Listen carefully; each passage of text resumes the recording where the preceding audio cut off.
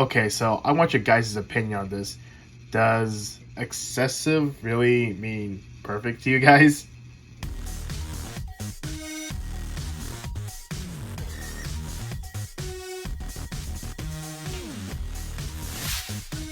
How's it going, guys? It is Plastic Disasta. Going back to another Gundam Breaker Battlelogue review, and this kit has been in my backlog for a pretty long time now. So today we're going to take a look at the HG Gundam Perfect Strike Freedom. We talked a little bit about Gundam Breaker Battlelogue, and if you guys don't know what it's about, check out the HG Blazing Gundam review and you guys might get the idea.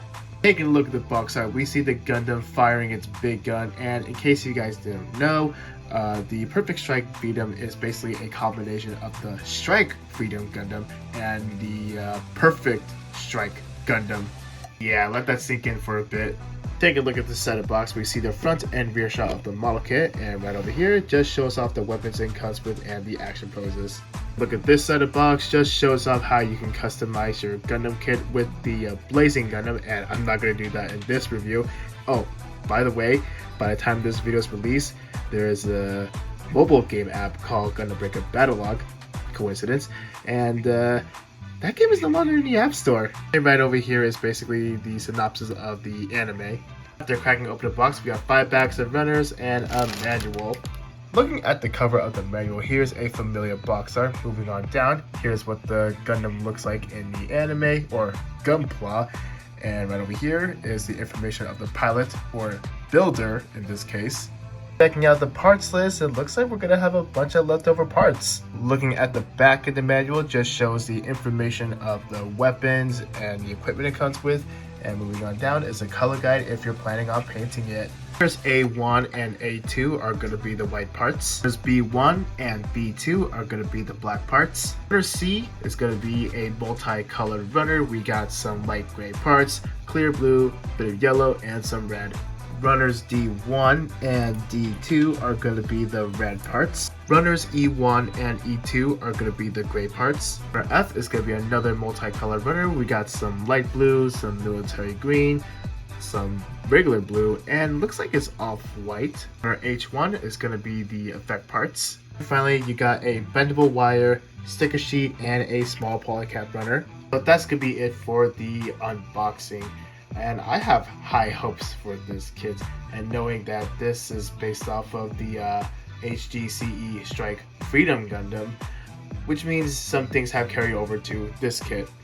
And later on in the review, I'll do a bit of a comparison, so I'll put this kit together right now, and I'll see you guys right after.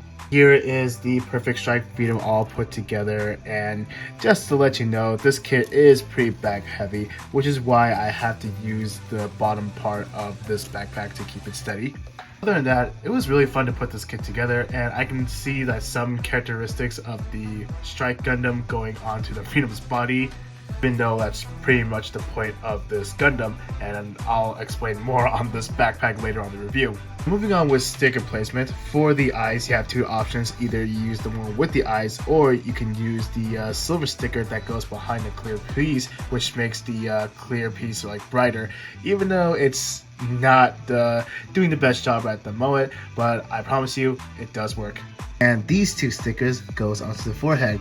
Number 3 goes onto the top, number 4 goes onto the bottom, and this sticker right here goes onto the back of the head. Finally, number 6 goes right over here on the big gun. For seam lines, you don't have much to worry about other than the one on the shoulders right here, and finally the other seam line you want to worry about would be right here on the top of the lower leg. I mean, it could go as a detail, but if you want to get rid of it, be my guess. That's gonna be it for the out-of-box presentation. Overall, I am really impressed. Something tells me that I don't have to put in a lot of effort if I'm doing some detail work on this kit, which I'm going to do right now, and I'll see you guys right after. After, with a little bit of effort, here it is. It doesn't really take that much work. All you guys do is just panelight it and paint it the little bit of blue on the forehead and the back of the head. After that, you can just top coat it. But if you want to take an extra step further, you can put in some waterslide decals or weather it. So I'm not going to go over the articulation on this kit because this kit is based off of the HGCE Strike Freedom Gundam, which means it's pretty much the same. And before I go over the accessories, let's look at the extra parts we got. Some of these can be quite useful, like you do have like parts to make the beam saber, and you also have the beam saber effect parts. Hang on to that. And if you don't like the design of the white V-fin right there, you can always replace it with this one. And if you don't like how the crotch piece looks and you want to give it a little more red, you always have the original piece. And yes, I'm aware that there are extra gray parts, white parts, but I'm sure you guys can find some use out of it. So now let's move on to the accessories and gimmicks. So starting off with hand options, what you see on a kit are the weapon holding hands. You get 2 open palm hands. You get the hyper impulse gun. I know it's kind of a funny name if you think about it. Next, you get the anti-ship blade, or the short word. I probably butchered that name badly. And you also get an effect piece that goes with it. And you can attach it right here. What's cool about these two is that you can combine it to make like a big old sword or a big old gun. So keep in mind that this is a round handle because the weapon may spin, but if you put it all the way up there, it's not going to go anywhere. And when it's not in use, there's this tab right here, so you can store it onto the backpack right over here, and that goes the same thing for the sword, and it adds more weight to the backpack, but luckily the way how it's designed, it's not going to fall backwards anyways. Except you have the beam shield. Now, if you guys seen my review of the Strike Freedom, or if you already have the Strike Freedom, you know the shield attachment is going to be very similar. All you gotta do is just pop off the red piece, put it on top of the shield, and then reattach it. It also attaches on the other arm as well. Next up, you have the bendable wire that goes on its left shoulder, because if you pop this out, you see a little hole right here, which you can attach the wire, and right over here as well. And so it's basically like a little grapple, and you also get a bit of articulation as well. Finally, you have this beam effect part, and you might be asking, well, where does it attach? Well, I'll show you. Just take this forearm piece, switch it down here, and attach it right here, and there you go. And another one you can do right here is that you take this out and just rotate it. Yeah, it's basically called the Stun Indra. Oh my god, this kit comes with everything. And we're not done yet. Alright, so the last accessory I want to talk about will be the backpack, because that by itself is pretty much an accessory. What's so interesting about this backpack is that how similar it looks to the Ale Strike. Now, I do have the HD, but I haven't built it yet. So let's bring in something similar, the Strike Rouge, who is also back heavy as well. What's also funny is that these red dragoons like represents like some of the red parts on this backpack. Other than that, I like that little nod. The real issue is why is it so big?